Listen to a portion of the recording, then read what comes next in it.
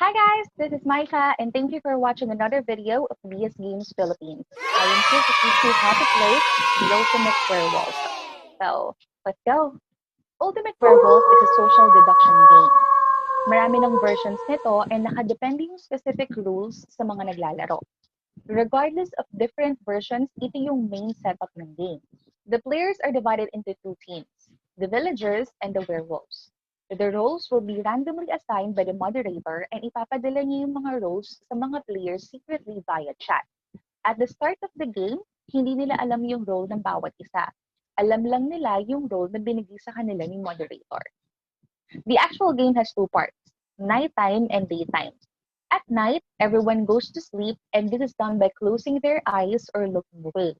Gigisingin ni moderator yung mga nabigyan ng werewolf roles para magkakilala-kilala sila.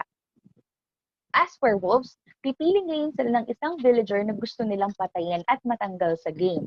They will inform the moderator by signaling the number ng player na gusto nilang patayin. They can only kill one person at night kaya dapat they agree. And once confirmed na ni moderator yung selection nila, papatulugin na sila with the rest of the villagers. The next phase is the daytime. Gigisingin ni moderator lahat ng players at i-announce niya kung sino yung namatay or yung pinatay ng mga werewolves.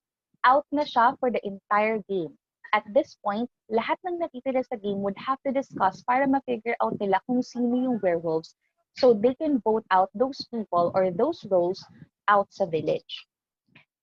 The players will nominate people na pinaghihinalaan nila na werewolves. When a player gets at least 2 nominations, magiging part na siya ng chopping block or yung mga tao na pinagpipilian para ma-vote out sa village that day. Bibigyan yung mga nominated ng 30 seconds to plead their case. After ng mga testimonies, mag-vote out na yung village at pwede lang pagpilian for that day yung mga officially nominated.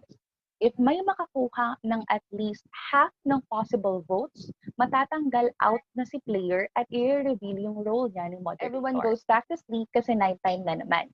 And we do the whole thing all over again.